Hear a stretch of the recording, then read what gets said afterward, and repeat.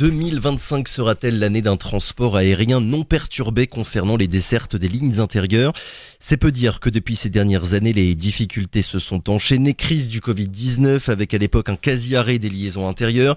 Puis ensuite, fin 2022, décision prise par Air Guyane à l'époque de suspendre les rotations vers Maripasoula suite à un incident à l'atterrissage. Et enfin, pour couronner le tout l'année suivante, 2023, liquidation d'Air Guyane avec des difficultés pour le transport de personnes autant que pour les marchandises.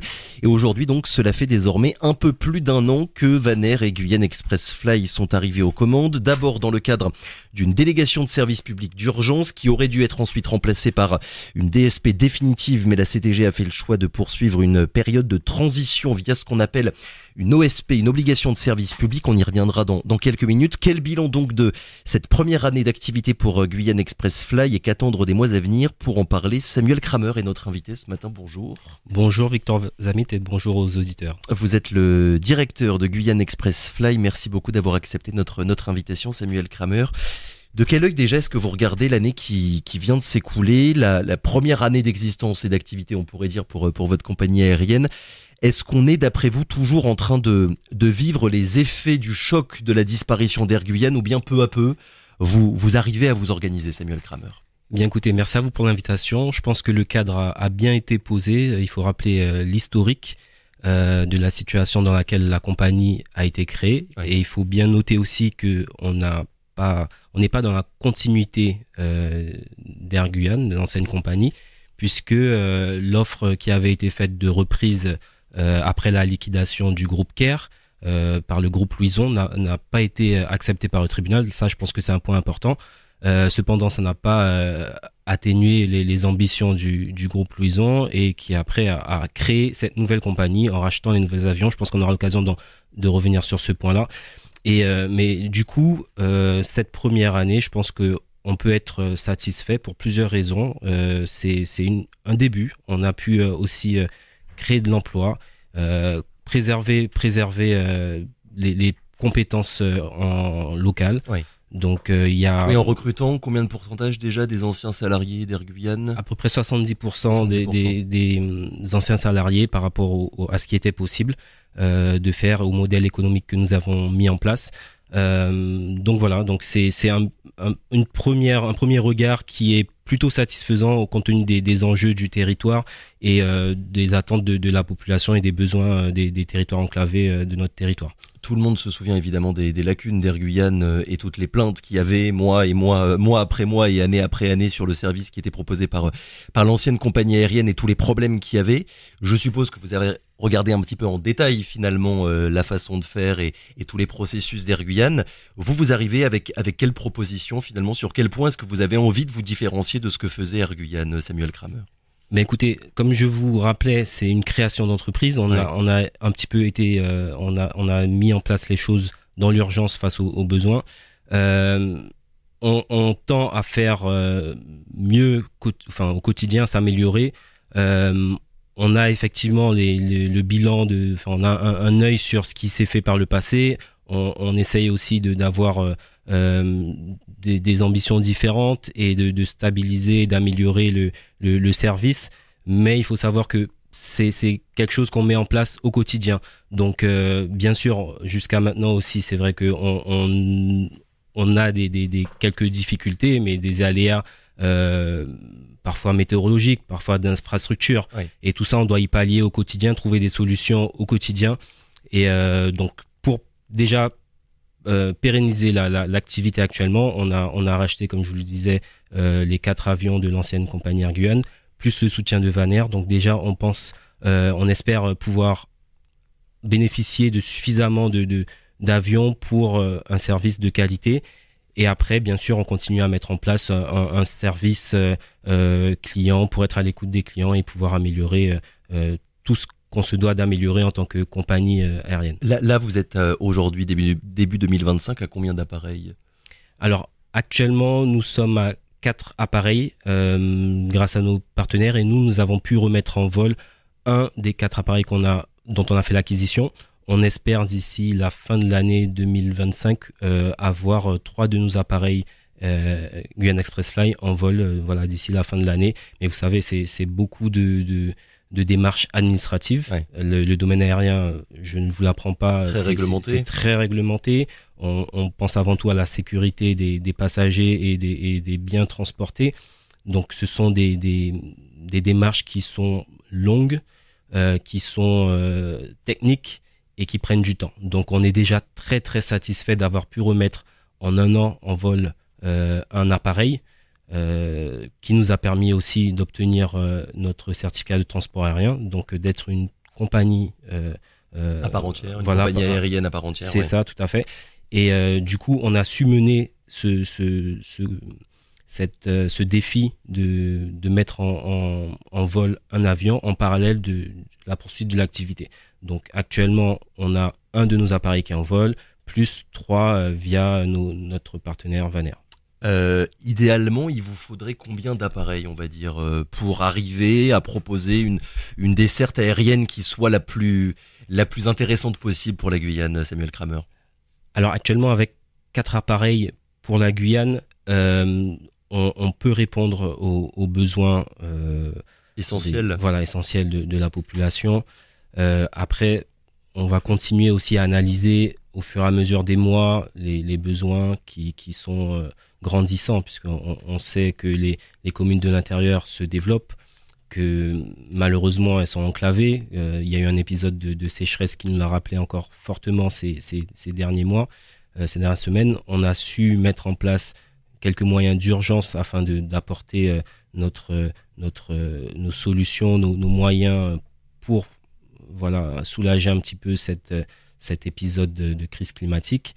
Et donc voilà. D'ailleurs, là-dessus, le rapport que vous avez à votre métier, Samuel Kramer, on sait bien que l'aérien en Guyane, c'est un secteur qui est particulièrement surveillé, vu toutes les difficultés en termes de mobilité. C'est un service public. C'est d'ailleurs pour ça qu'on parle de délégation de service public. Vous, en tant que directeur de la compagnie, vous avez quel rapport à votre métier? Est-ce que vous faites, est-ce qu'il y a la conscience de faire une activité qui est essentielle pour le territoire? Oui, au quotidien, on le voit. On le voit effectivement, c'est un enjeu majeur pour le territoire, de par sa superficie, de par le manque d'infrastructures routières aussi. Ouais. Donc on a conscience d'être un maillon essentiel dans le désenclavement. Et, oui, s'il y a une défaillance de votre part, pour le coup, ça se voit tout de suite. C'est vrai. On le sait, ça nous est rappelé souvent sur les réseaux sociaux en fait. Et il est important aussi pour nous de rappeler que on est une compagnie aérienne au service des Guyanais et on s'est mis en place pour les Guyanais. L'ambition du groupe Louison qui a fait son offre et qui a ensuite créé cette entreprise-là, c'est vraiment de pouvoir donner à la Guyane sa propre compagnie aérienne. C'était impensable de laisser ce territoire et dans l'optique de développement sans propre compagnie aérienne et de devoir toujours compter sur des compagnies extérieures. Donc, sur ce point de vue-là, nous sommes fiers aujourd'hui d'avoir pu mettre en place cette compagnie, même si les défis sont encore grands. Vous avez commencé à le dire, mais à quel point c'est difficile de justement proposer une desserte aérienne intérieure en Guyane, Samuel Kramer. Je vous pose la question parce que entre l'état des pistes dans les aérogares, le climat, la pluie, la nuit aussi qui tombe vite et le fait que les vols soient subventionnés par de l'argent public parce que sinon les prix des billets d'avion seraient inaccessibles pour une grande partie de la population, ça fait beaucoup. C'est un territoire qui est difficile à desservir, la Guyane. Vous avez parfaitement résumé. On dépend effectivement, malgré les moyens qu'on met en place, on dépend d'énormément de facteurs qui viennent impacter les dessertes. Parfois d'un point de vue technique, des infrastructures aéroportuaires, effectivement, d'autres fois des aléas météorologiques. Il faut dire aussi que les appareils sont quand même assez sensibles à la météo et que quand on rentre dans une période de pluie, les appareils ont besoin de plus d'attention des techniciens. Et que réparer un appareil quand on est à Cayenne plutôt qu'à Paris, par exemple, évidemment, ce sera beaucoup plus long et beaucoup plus cher. Effectivement, ça nous demande d'anticiper énormément sur les pièces, le stock de pièces disponibles et après de pouvoir continuellement acheminer des pièces de l'Europe. Donc c'est vrai que on est contraint par de nombreux aléas, de nombreuses difficultés. Vous l'avez rappelé aussi, on dépend parfois des problème de Paramaribo, de la piste d'atterrissage, de la piste de l'aéroport pardon, de Paramaribo, parce que dans le monde aérien, il nous faut 2 pistes de dégagement en cas d'impossibilité d'atterrir sur Cayenne, par exemple. Et c'était le cas aussi en décembre. C'est pour ça que ça nous a posé de fortes perturbations, parce qu'on ne pouvait pas compter sur la piste de Paramaribo qui avait un problème de station météorologique. Et du coup, ça a eu un impact sur notre trafic, nos dessertes. Et vraiment, ça, c'est un message qu'on tient à faire passer, c'est qu'on est prêt à mettre en place les moyens pour la desserte, pour le désenclavement aérien. Toutefois, on est quand même, comme vous l'avez rappelé, contraint par de nombreux facteurs extérieurs. Est-ce que d'après vous, on parle beaucoup de désenclavement. Est-ce que le tout aérien, c'est une piste, selon vous, qui est intéressante, ou bien tant que la Guyane restera dépendante justement à l'aérien, on vous en demandera trop, et dès qu'il y aura le moindre problème, on se retrouvera comme d'habitude dans des situations de blocage et pour le coup d'enclavement total? Alors c'est vrai que pour le moment on n'a pas d'autre solution. Ça demande, je pense, de l'anticipation, et aussi de la part des institutions de pouvoir pérenniser le secteur aérien dans un premier temps, qui permettent un développement serein sur les années à venir. Actuellement, comme vous l'avez rappelé, on est dans le cadre d'une OSP de 12 mois. On a tout de même réussi à mettre en place une compagnie aérienne et obtenir le CTA avec ce marché provisoire, mais il faut bien comprendre que nous, si on veut voir sur le long terme, si on veut se développer, si on veut mettre plus de moyens, il faut aussi qu'en face, on puisse avoir des marchés qui nous permettent de nous projeter sur le long terme pour avoir les moyens. Après, est-ce que c'est la seule solution, la voie aérienne? Je ne saurais dire à mon niveau.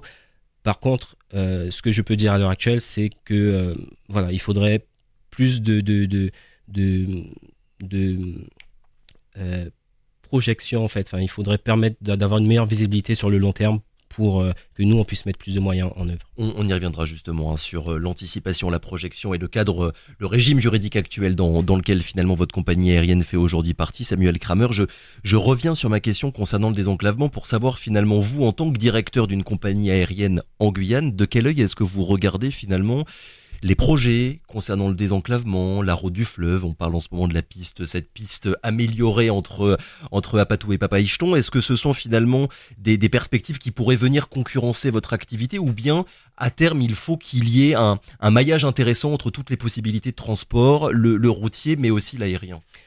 Bien sûr, moi je pense que c'est une bonne chose de pouvoir développer le territoire, et que plus il y aura de possibilités, mieux ce sera pour la population. Et que s'il y a un problème en aérien, on pourra se dire c'est pas grave, on a la route finalement pour pouvoir aller à Maripasoula, quoi. Voilà, on peut le voir comme ça, effectivement. Je parlais de bilan tout à l'heure, les choses qui marchent, celles qui sont à améliorer en termes de service et d'efficacité dans les mois qui viennent, c'est quoi, Samuel Kramer, vos perspectives, on va dire, pour améliorer le service là en 2025, c'est quoi? Alors, tout d'abord, on va essayer sur un point de vue développement de la partie mécanique, c'est-à-dire qu'on va mettre en place, on a prévu l'embauche de techniciens pour déjà améliorer la fiabilité des appareils que nous avons, dont nous avons fait l'acquisition, essayer d'en mettre, comme je vous l'ai dit aussi en préambule, d'autres en vol. Et après, pour l'aspect clientèle, donc on est bien sûr à l'écoute des réclamations, des doléances, et on va tendre à améliorer également ce service client. Voilà, on y travaille actuellement. Avec le point noir qui revient assez souvent, il concerne Grand Santi, d'après ce que j'ai cru comprendre. Alors, il faut rappeler que Grand Santi est desservi depuis Cayenne et depuis Saint-Laurent à hauteur de 10 dessertes par semaine, et donc effectivement c'est peut-être parfois pas suffisant à certaines périodes, mais tout au long depuis le bilan que j'en tire depuis un an, c'est plutôt positif. Et le service pour les réservations, est-ce qu'aujourd'hui il est pleinement opérationnel? C'est un des problèmes qui revenait régulièrement, que voilà, les vols qu'on avait envie de réserver sur votre site internet, le vôtre mais aussi celui d'Air Guyane auparavant, c'est quelque chose qui revient depuis très longtemps. Ben voilà, c'était souvent, ça apparaissait souvent comme étant complet. Oui, ben effectivement, c'est vrai que le besoin est croissant et immense, et nous on met en place notre site, il fonctionne bien, et c'est vrai que il faut aussi de la part des passagers de l'anticipation, parce que effectivement les places se remplissent parfois assez vite. Mais ce qu'il faut souligner, c'est que bien souvent on le constate que nos vols sont pleins sur notre site, et qu'au moment de l'enregistrement, il y a des passagers qui ne viennent pas. Beaucoup, ça représente un fort pourcentage quand même, où il y a des moments où on part avec le vol à moitié plein, parce qu'il y a des passagers alors que sur la plateforme, en prévision, il est plein. Donc ça aussi, c'est quelque chose qu'il faut souligner, et voilà, il faudrait que les passagers soient conscients de l'impact de ne pas modifier leur réservation ou de ne pas se présenter au moment du départ, que ça bien sûr ça impacte toutes les passagers qui souhaitent voyager. Il me semble que la demande de la CTG, c'est 100 000 passagers par an, c'est bien ça? Un peu moins sur l'ensemble. Un peu moins de 100 000? Oui, on est plutôt aux alentours de 70 000 passagers non, bien dans de ça, pardon. On est plutôt aux alentours de 40 à 50 000 passagers par an. Et là, combien de passagers vous en avez transporté du coup l'an dernier, de janvier à décembre? Alors, de janvier à décembre, nous sommes à peu près à 48 000 passagers transportés. J'aimerais qu'on s'arrête, Samuel Kramer, parce que c'est pas facile à comprendre sur les rôles de chacun. Je le rappelle, l'an dernier, c'était un consortium, donc un trio d'entreprises qui avait été retenu par la CTG pour reprendre le flambeau: Vanair, Jet Airlines et Guyane Fly. Aujourd'hui, début 2025, qui fait quoi finalement? Alors aujourd'hui, en 2025, on s'appuie sur notre partenaire Vanair qui met à disposition ses appareils. Et nous, Guyane Express Fly, on a pris toute la partie, on assure la partie handling, on va dire, la partie en local. Et donc le personnel, la réservation, tout ce qu'il faut pour faire marcher la compagnie au quotidien, quoi. Tout à fait. Oui. Et donc malgré le fait que vous ayez obtenu, vous en parliez il y a quelques minutes, votre CTA, certificat de transport aérien, et que vous soyez du coup devenu une compagnie aérienne à part entière, vous continuez d'avoir besoin de Vanair là encore cette année. Est-ce que ça fait partie un petit peu de vos projections à terme de devenir totalement indépendant, de ne plus avoir besoin de Vanair, ou bien fatalement vous en aurez besoin encore? Alors, c'est important de noter que Vanair est un partenaire privilégié, parce que Vanair, c'est une entreprise tchèque, une compagnie aérienne tchèque, et que l'ensemble des avions que nous avons rachetés sont tchèques. Donc c'est important de conserver ce partenariat le plus longtemps possible, pour bénéficier en plus de l'expertise de Vanair, des contacts privilégiés aussi qu'il pourrait avoir au niveau de la République tchèque.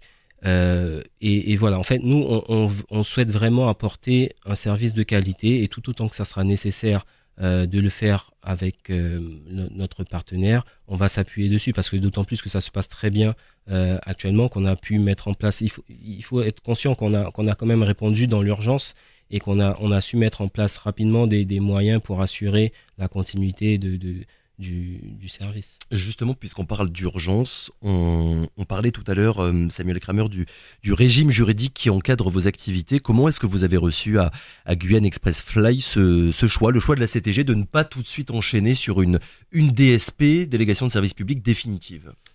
Il faut savoir qu'on était très déçus quand on a vu le marché qui était proposé en fin mai, alors que ce qui avait été promis, entre guillemets, ça aurait été une DSP de 5 ans, qui nous permettait effectivement d'avoir une meilleure visibilité sur nos perspectives de développement.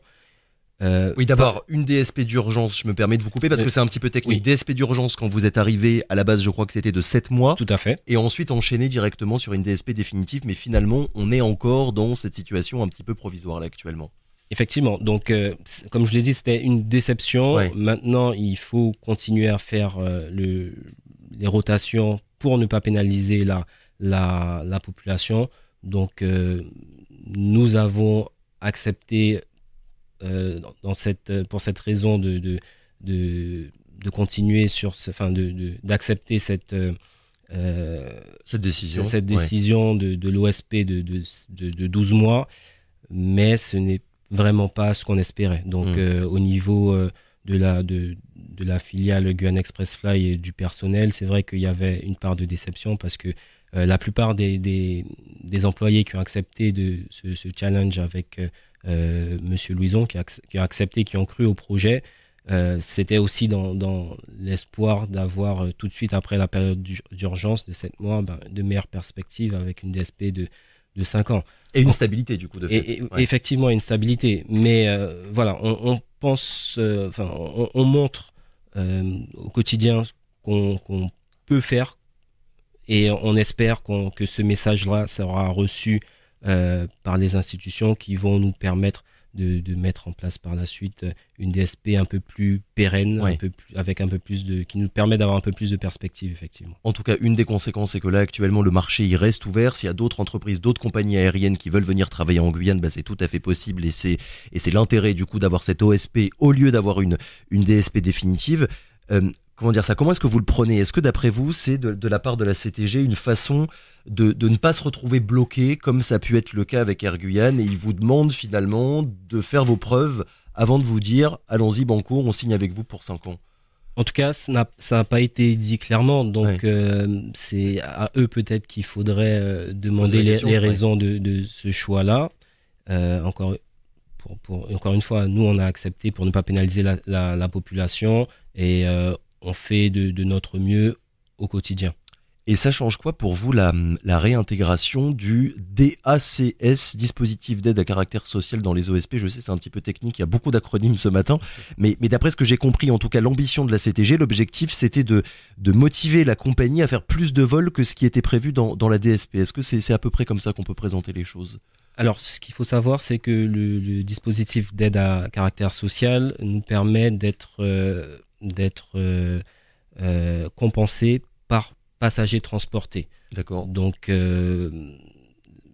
forcément, c'est une mesure, je pense, incitative, mais quand on connaît toutes les difficultés de remplissage, comme je l'ai rappelé précédemment, avec parfois des avions qui sont pleins, mais au final, où il y a de la place, c'est vrai que c'est pas c'est un dispositif qui est quand même aléatoire, on va dire. En gros, vous êtes payé sur le nombre de passagers effectifs qui prennent un avion et pas sur on vous donne un chèque pour faire 40 000 passagers par an, peu importe si vous en faites moins ou plus. Effectivement, on est vraiment payé par passager transporté et pas par nombre de rotations effectuées. D'ailleurs, un peu plus généralement, vos relations avec la CTG, Samuel Kramer, c'est quoi? Je suis pas du tout là pour jeter de l'huile sur le feu, mais on a eu Franck Louison il y a quelques jours au téléphone, donc le président de votre compagnie aérienne, et qui regrettait, on va dire, un manque d'anticipation de la part de la collectivité sur certains points et à certaines périodes, comme on a eu la semaine dernière, période de rentrée avec des élèves qui devaient revenir dans leur établissement scolaire. Voilà, est-ce qu'on a parlé beaucoup d'anticipation depuis tout à l'heure? Est-ce que, pour qu'on se rende compte, c'est difficile pour vous finalement de ne pas assez avoir de perspective sur l'année qui vient? C'est vrai que parfois on se retrouve à naviguer sans voir où on va. Oui. Cependant, on essaye tout de même d'être à l'écoute de la CTG et de répondre aux demandes de la CTG. C'est ce qu'on a toujours fait jusqu'à maintenant, même quand on a été sollicité tardivement pour transporter 600 élèves à l'aller comme au retour. Donc nous, ça nous demande de l'organisation et on peut répondre plus facilement avec plus d'anticipation. Maintenant, ça nous a été reproché les perturbations qu'il y a eu sur nos rotations, le fait qu'il y ait eu certains vols annulés, mais il faut savoir que nous, on met tout en œuvre quand il y a une demande de la CTG ou autre pour satisfaire cette demande-là. Dernière question, Samuel Kramer. Un des effets de la crise du Covid-19, c'est que depuis quelques années, le trafic aérien international, il est quand même très très très limité. Il y a pas encore les chiffres de 2024, mais en 2023, le trafic international depuis la Guyane, c'était 12 000 allers-retours, surtout avec la liaison Cayenne-Belém. Est-ce que de votre côté, vous commencez un petit peu à vous positionner pour peut-être proposer un jour des vols vers le Suriname ou le Brésil, par exemple? On est une compagnie ambitieuse. Maintenant qu'on a le CTA, on peut voir loin. Notre priorité reste quand même et avant tout la Guyane. C'était l'ambition principale du groupe Louison, c'est d'offrir le CTA à la Guyane, donc de stabiliser le trafic en local, les rotations locales, l'améliorer comme on en a parlé. Et par la suite, bien sûr qu'on a envie d'aller vers nos voisins, vers la Caraïbe, etc. Ça, c'est à l'étude, donc je ne saurais pas répondre à vos questions précisément, mais en tout cas, c'est dans un coin de votre tête. Bien sûr, voilà. Merci beaucoup Samuel Kramer. Merci à vous et merci de l'invitation. Et je rappelle donc directeur de Guyane Express Fly, merci d'avoir été avec nous ce matin, à très bientôt, bonne année. Merci, bonne année à vous, bonne année aux auditeurs et bon début de semaine à tous. Et à très bientôt.